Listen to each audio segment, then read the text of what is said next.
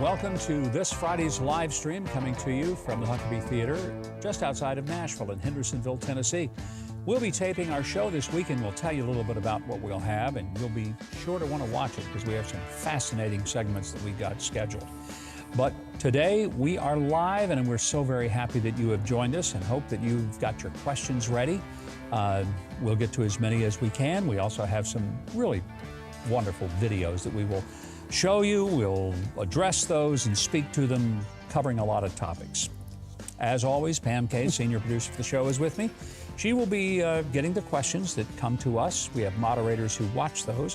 When you send the questions in the chat, or maybe send a super chat to give us a little more visibility, moderators will look at the questions. They'll send them to Pam. She'll talk to me.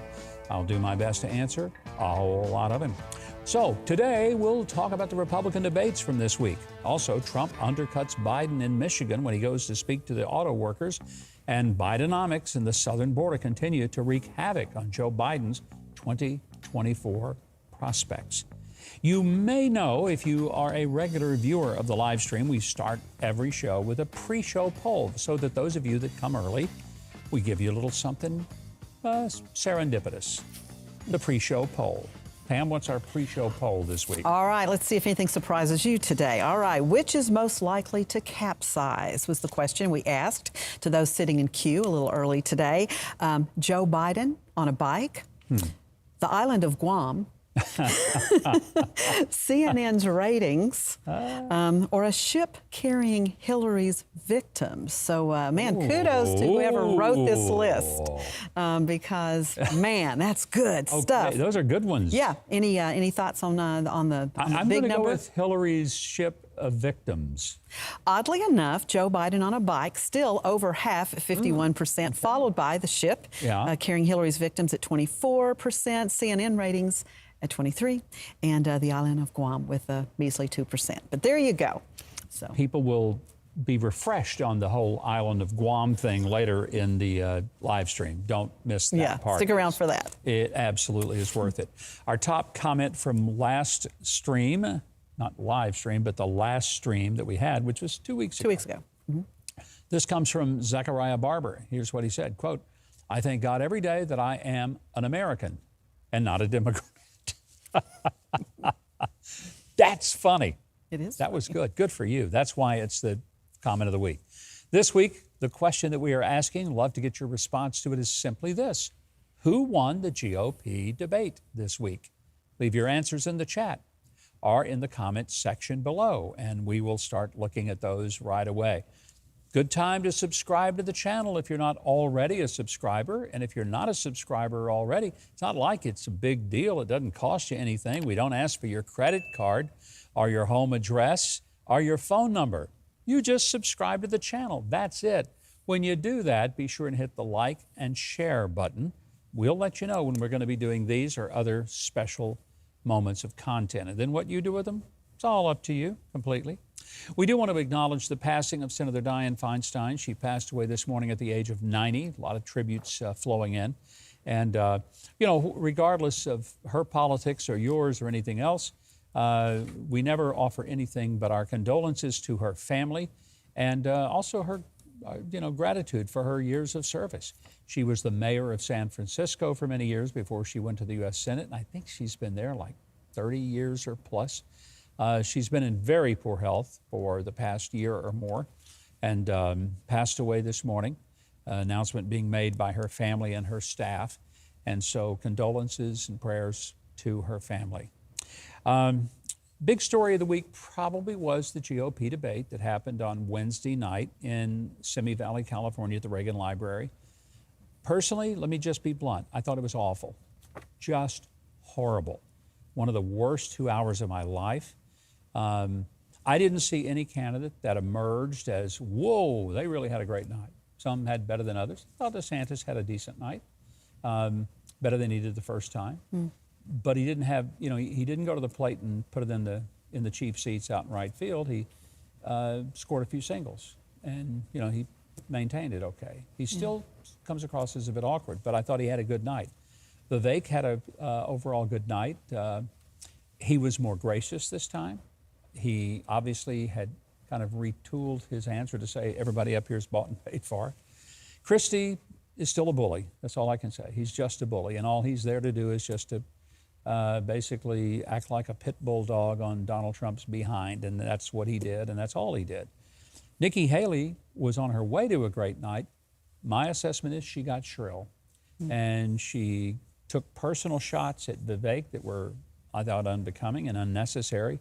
And she and Tim Scott's argument, I thought, got out of control. Yeah. It didn't do anything for either one of them. That was an interesting exchange, too, because I think I recall she actually named Tim Scott to fill a senatorial role back in the day, and then he ended up being elected in the next election. But all niceties disappear on that went debate away. stage. Yes, indeed.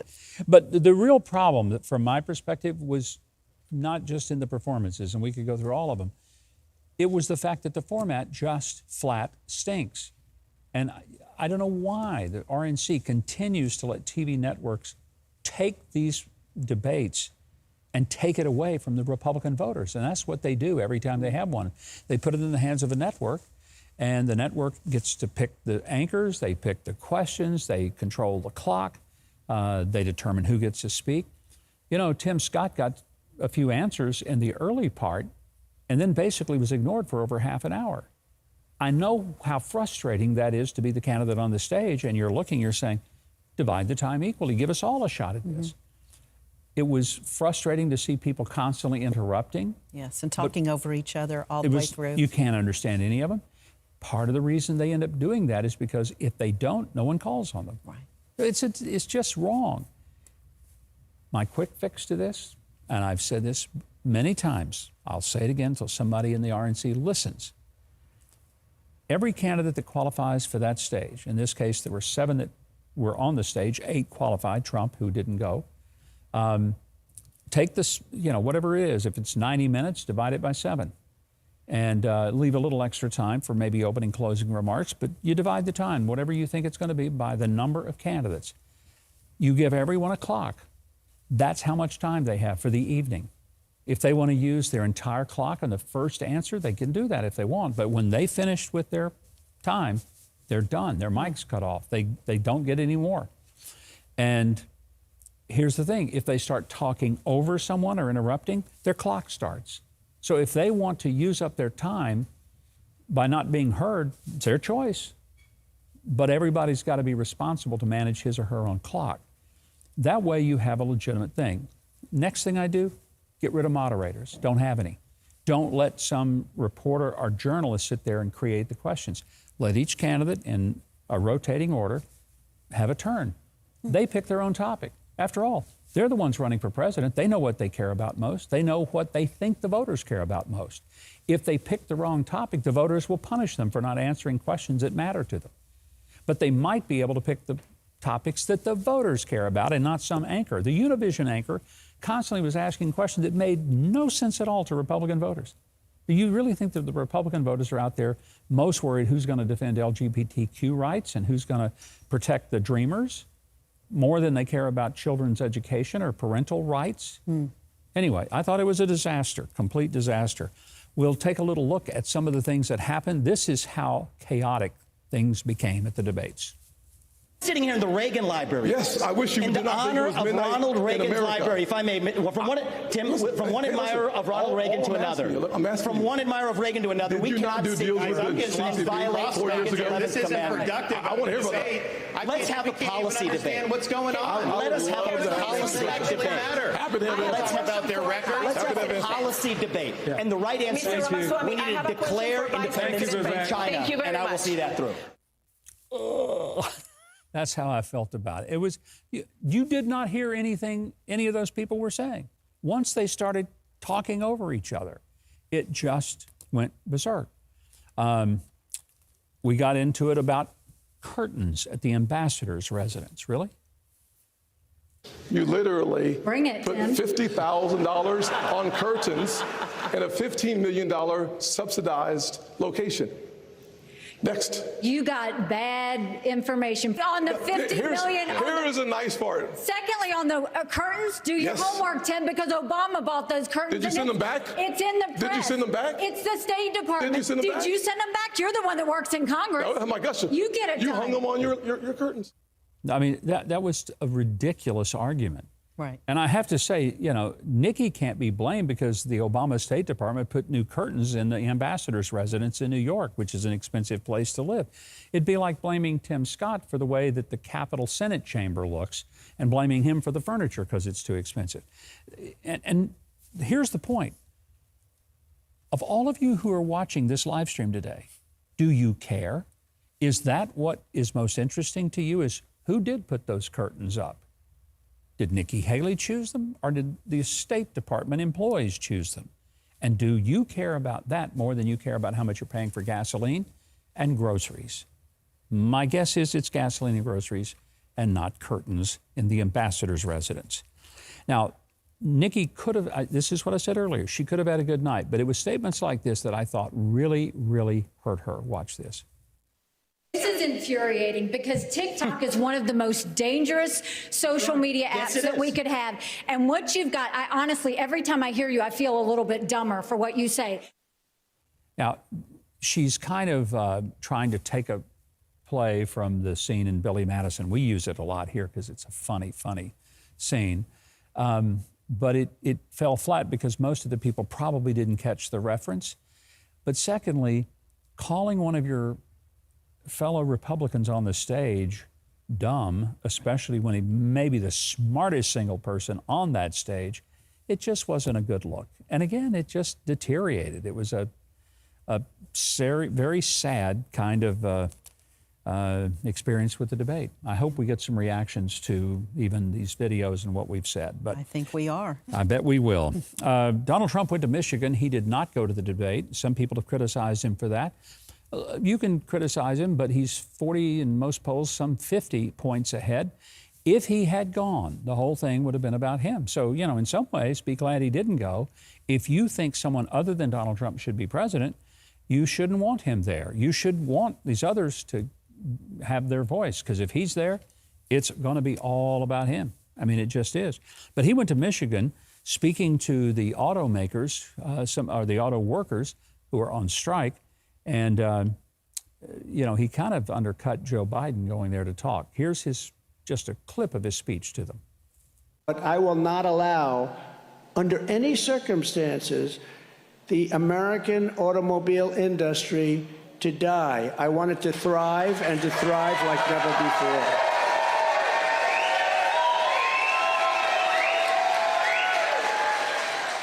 One of the reasons that the auto workers are in such financial trouble is because Joe Biden's push toward electric vehicles mean that a lot of those auto workers will lose their jobs. It doesn't take as many people to produce the electric car as it does to produce a gas-powered car.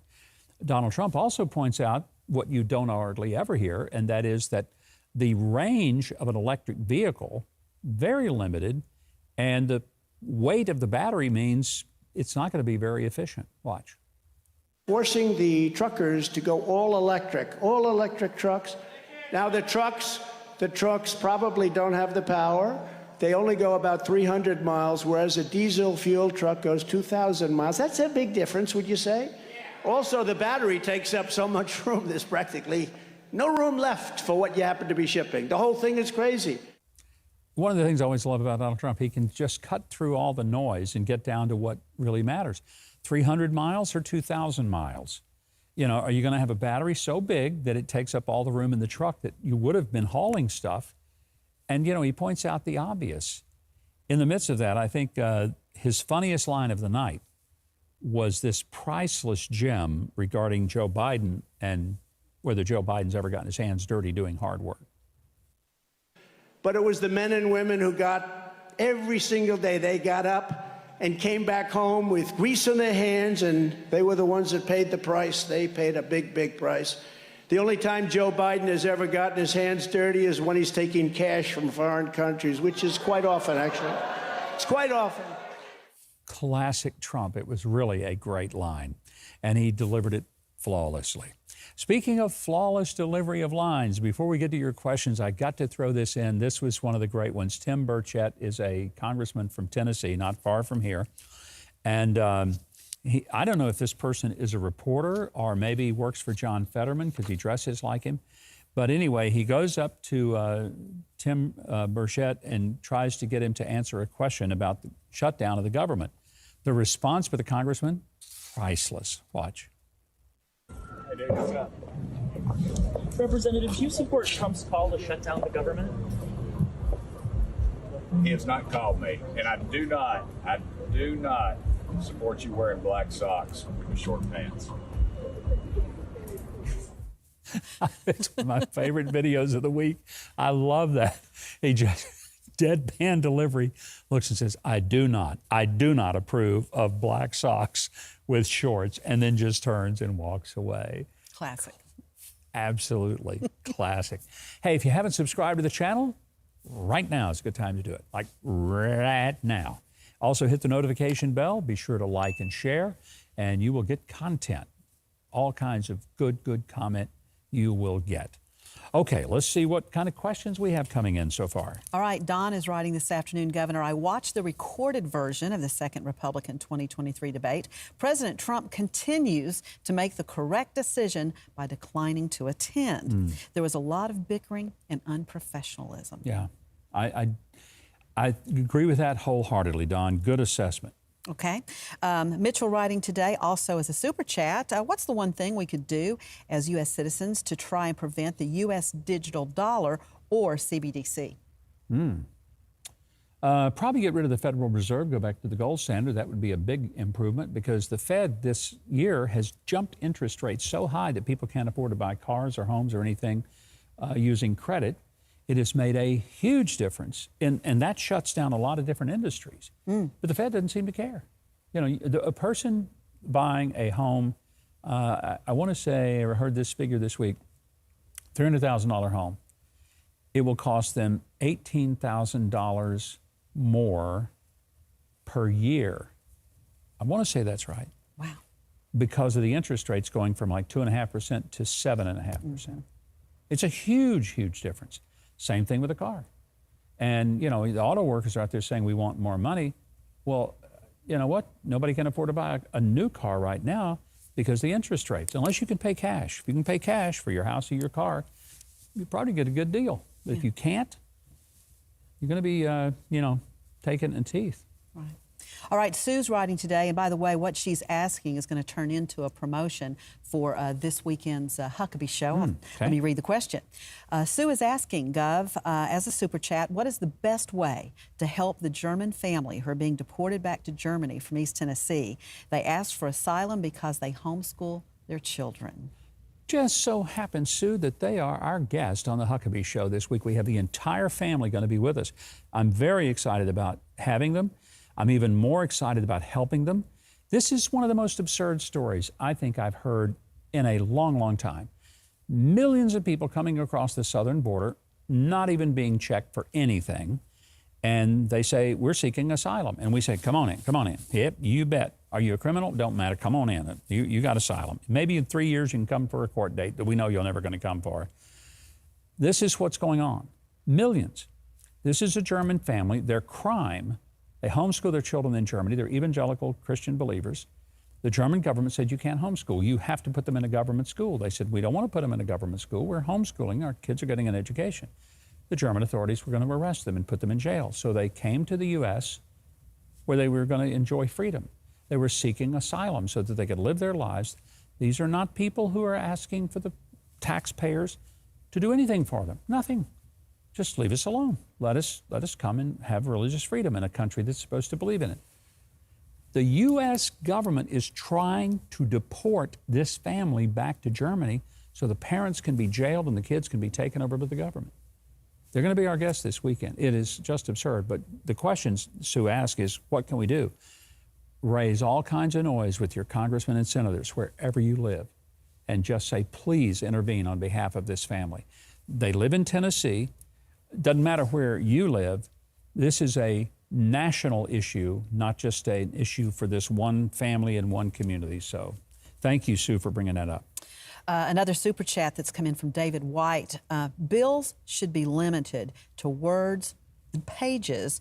We're looking at shutting down our government because of things like $6 billion to Ukraine. This bill is to keep our government financed, not another country. And I agree with that. The Ukraine issue it's tricky, and here's why. Do I think we ought to put Ukraine above U.S.? Of course not. Absolutely not. Should we be giving them some assistance with arms and weaponry? Yes. And the reason for some, not everything maybe they want, and absolutely no troops on the ground, no soldiers, is because if Russia succeeds in taking Ukraine, they will not stop there. Next, it will be Poland. And if Poland gets invaded, they are a NATO country. Ukraine is not, but Poland is. Under Article 5 of the NATO agreement, the United States then would be at war with Russia on behalf of Poland. We don't have a choice. I don't want that. I don't want us to get involved in that. The other part is, if the U.S. looks like we are not going to do anything, stand down and allow a country like Russia to just run into Ukraine and have their way, China looks at that and says, lovely, we'll take Taiwan. So it just doesn't end at that border. Again, I reserve the right to be wrong, and I respect you if you think we shouldn't give a dime of anything to Ukraine. But backing off and looking at big picture, I think our big mistake is not pushing harder for the European nations to do more and for us not to supply with what they need. One other caveat. We need to put a little bit of push on Ukraine to live up to ideals that matter to us, democracy and religious freedom. And they've not done a good job with that. Okay, so let's take a look at Bidenomics for the next minute or two. By the way, last week I think we talked about the nickname for Karine Jean-Pierre as Coringe Jean-Pierre. Yes. And Dan Mandis, a local disc jockey, not a disc jockey, but a talk show host here in Nashville. Dan Mandis is the one who created that, and I give him full credit, which is one of the best descriptions of Karine Jean-Pierre I've heard, Coringe Jean-Pierre. But here's what she has to say about what a great job Joe Biden is doing with the economy. This president has been so zeroed in, so laser focused on lowering costs for Americans, and we've done that. And a lot of the policies that the president has put forward are indeed popular. I mean, Bidenomics has worked so well that you have Republicans in their own districts, in their own states, taking credit for things that the president pushed forward, policies that the president has pushed forward, legislation that they didn't even vote for. If you think about the American Rescue Plan, the Inflation Reduction Act. Name one Republican, Karine Jean-Pierre, one Republican who's out there bragging about what Bidenomics is doing, even if they say they invented it. Just name me one, because I don't know of any. Here is a just hard, cold fact. Prices are up by 17.5% since Joe Biden took office. Now, she's talking about how laser-focused he is, how he's lowering costs for Americans. He has not lowered costs for Americans. They're up 17.5% since he took office. I mean, those are hard numbers. You can't argue with those. I'll tell you who understands that they're being hurt by Bidenomics: the American people. And that's why the poll numbers for Joe Biden are in the toilet. Watch. It's just this is simple question of job approval. Barely 40% approve of Joe Biden's performance. And we have to note 56%. That's the highest disapproval rating for President Biden since he took office. That's significant. Yeah, so let's take a look at what's driving that too here. In one big area, no surprise, it is the economy. Look at this contrast. This is April of 21, months after Biden took office. Nearly half the country was satisfied with where the economy was then. Now, barely 1 in 4 Americans satisfied with the economy. Hey, that's not Newsmax. That's NBC, folks. NBC. 56% disapproval for President Biden overall job performance. 72% of Americans unhappy with the economy under Joe Biden. But he thinks he's doing great. He thinks he's knocking it out of the park. He ain't even fouling it behind the catcher. But listen at him boast of his wonderful job. So I'm running again, and you may have noticed A lot of people are focused on my age. Well, I get it, believe me. I know better than anyone. But there's something else I know. When I came to office, this nation was flat on its back. I knew what to do. I vaccinated the nation and rebuilt the economy. Yeah, boy, we're all pretty pumped about it too, Joe. He came to office, the nation was flat on its back, and now we're face down. He said he vaccinated the nation and rebuilt the economy. He rebuilt it all right, but it's like taking a Mercedes and turning it into a Yugo, and that's what we have now. It's just been pretty doggone disastrous. Let's take a couple of questions. All right, a comment from Edmund today. He says, the Republican debate reminded me of the Jerry Springer show, don't you think? How about that? Good one, Edmund. Mr. Wright says, what is of greater concern, the U.S. fiscal problems or the loss of morality and decency in society? I would say lost morality and decency, because you fix that and you'll fix a lot of the economic problems. When you have people that don't have respect for other people's property, they go in and steal stuff out of stores and they break things and tear them up, that's an economic issue that has resulted. The cost of your insurance is higher because of the crime rate. The cost of police, the cost of prisons, cost of the court system, all goes up. And, you know, we all pay for that. Why? Because we don't have the morality of people respecting other people's property and other people's lives. So I could expand on that more, but I think you get the point. Sure. John is writing today, I've been following the debate from Belgium, and I was amazed. What do you think is needed for Republicans to stop fighting each other and to unite to fight the real enemy? They got to kind of get over themselves on a personal level, a lot of egos. Look, this is going to make some people unhappy, I'm sure. But there's a very small handful, 4, 5, 6, maybe 10 at most, Republicans, who are willing to blow the whole place up to get what they want. Here's the problem. If you don't have enough numbers to win and you only have enough numbers to gum up the works, you might want to do a better job of getting people on your side so that you own the majority. And you know, maybe some people say, no, I want them to go and just fight and shut it all down. Okay, fine, you're going to get it. But ultimately, what I think ought to be the goal, it's easy to stop something. It's hard to get the things off dead high center and move it to the place where you actually start winning. And you do that by leadership that says, follow me, let's come together. That's the kind of party I think we need, more than just saying, okay, everybody go his or her own way. We'll never have a majority to get something passed, but at least we'll have enough unhappy people that we can stop something that we don't want. And maybe that's just not enough. That's my thought. Is the border secure? Well, this week some people have said it was. Ayanna Pressley, who is maybe one of the least capable people in Congress, I'm being charitable when I say it that way, is on Jake Tapper's CNN show. She insists border secure. Watch. No doubt about it. Our border is secure, and we're in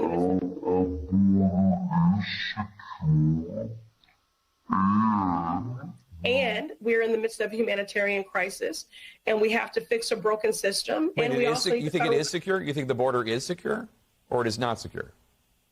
I believe that we are in the midst of a humanitarian crisis. Wasn't a question. Is the border secure? And she kept ultimately saying, yeah, it's secure. By whose standard? I mean, good heavens, that's like saying about the Hindenburg, well, it was mostly a pretty decent landing, other than the fact that it exploded up in the air before it crashed. I mean, that's just absurd. But here's absurdity for you. Congressman Hank Johnson of Georgia. Here's a brain trust here. And he is asked by a reporter about the border. Listen. People are breaking the rules, paying a criminal organization to do so to get to the front of the line. Does that concern you? Have you ever been to the border before to see what's happening? Yes, I have. I've spent a lot of time at the border, yeah. You didn't talk with the right people, apparently, because your information, your questions based on, your questions are kind of off base. Yeah, as her questions, that was off base. Pretty simple question, nothing off base about it. Are we secure at the border?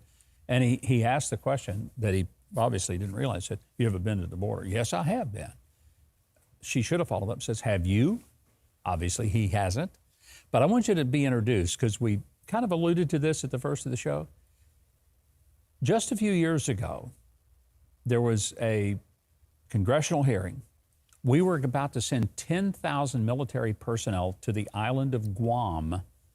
And he was worried if we sent that many people there for reasons that you'll have to watch to believe. Yeah, my fear is that the whole island will become so overly populated that it will tip over and capsize. I wish we'd left it on long enough to see the admiral who was sitting there, who, to his credit, for which he should have been given a chest full of medals, he sat there with a straight face and said, well, Congressman, we are pretty confident that the island will not tip over. He honestly thought if we sent 10,000 military personnel to the island of Guam, the big problem was it might tip over. Have you ever heard anything so ridiculous in your life? This guy's in Congress. Some of you in Georgia, he's your congressman. I know you're proud of him. Hey, if you haven't done it yet, leave your comments in the comment section below. Be sure to subscribe. Hit the like button, click the notification bell, and remember, Live with Mike streams every Friday unless we tell you otherwise. That's one of the reasons to have this subscription at no cost to you.